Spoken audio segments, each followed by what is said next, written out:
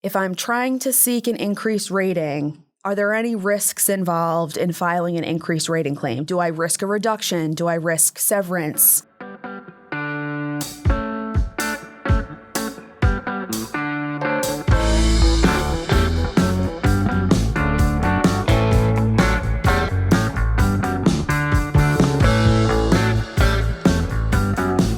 I think now we're at a time when veterans are concerned about filing an increased rating claim, seeking increased benefits for a service-connected disability, but having that worry in the back of their mind. Am I poking the bear? Am I borrowing trouble by filing this increased rating claim? So we want to talk about some of the concerns that might come up and also some of the ways to mitigate those concerns in our experience. We deal with this scenario often, so we have a good, I think, arsenal of tools to draw from to be able to deal with this circumstance when it arises. So, Claire, can you first talk a little bit about just the concept of a rating reduction? We know that reductions are possible. Can you talk about sort of like why they happen, when they happen? Sure. So one important thing to note just from the beginning is that the law protects veterans from unjustified rating reductions. However, when you ask VA to review your rating, when you seek increased compensation, going for maybe unemployability benefits, VA will examine your entire file. They might schedule you for an examination.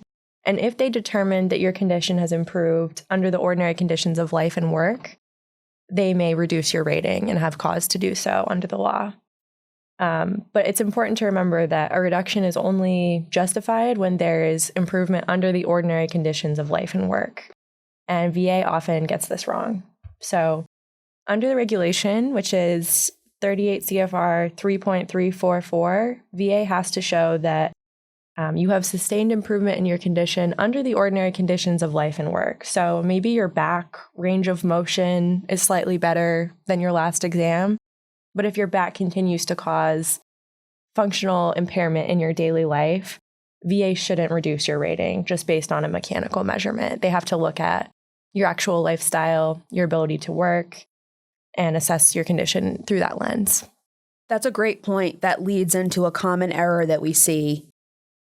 The law says that VA is not permitted to reduce a rating based on a single examination of the condition. So if a veteran presents for an exam of, let's say, a service-connected back condition, and that one examination contains some evidence maybe that the back condition on that day of the exam was not as severe or disabling as it was in the past, the law says that VA cannot reduce that back rating based on that one examination. Unfortunately, this might be the most common scenario where we see VA reducing ratings. A veteran attends an exam because perhaps they're in pursuit of TDIU or other increased benefits. An exam is part of that process. They go to the exam, the range of motion measurements are better than the last one, and so VA will immediately initiate their reduction proposals in some cases.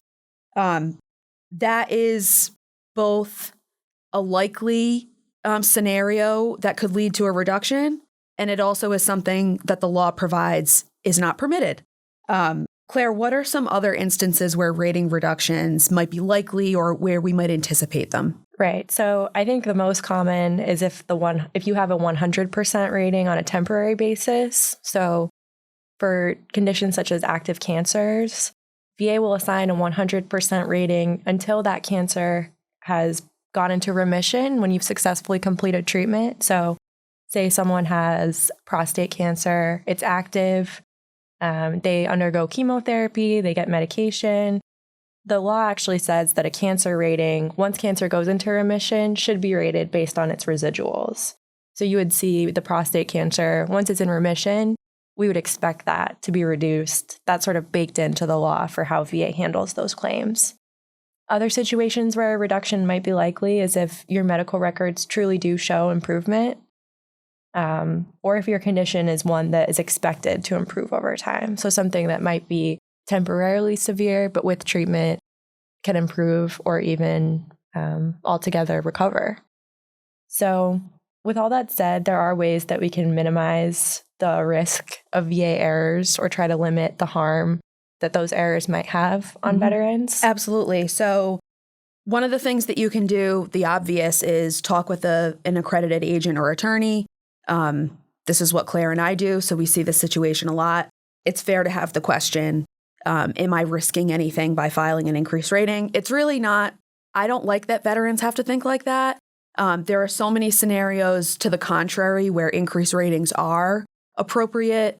Most conditions that veterans have are progressively worsening. Most conditions are not the kind of thing that will improve over time. So it's a little bit backwards that you have to anticipate this this unfortunate outcome sometimes. That's often wrong.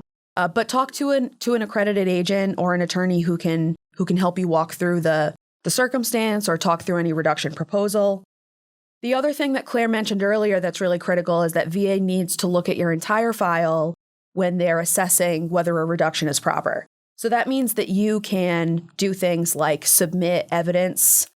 It can be statements. It can be records of ongoing treatment. Anything that shows that your conditions are not actually improving, that they're worsening, that they're staying the same, that you don't experience consistent improvement, anything like that in your file will be important, and VA is obligated to consider it. If VA schedules you for examinations, it is important to attend them. And in those examinations, that's your opportunity to be very honest, thorough, and forthcoming. If you have any nerves about attending an exam, it totally is a stressful situation. Understood. We understand that. But think about bringing evidence with you. Think about writing down the way that your symptoms have impacted you that week even. Think about explaining to the examiner, look, I feel okay today, but this is inconsistent for me. This is not how most days are. Anything like that to contextualize the situation can be helpful. There are various defenses also that might be available to you. There are rating protections that are triggered after a certain amount of years, rating stabilizations. Those might be of interest to you, and we're going to talk about those in another segment. But yeah, we hope that this was helpful, and especially the ways to mitigate the circumstances under which you might be hit with a reduction or be worrying about one. Definitely think about how you can produce evidence that is supportive of the fact that your conditions are not improving, which is really probably the most likely thing.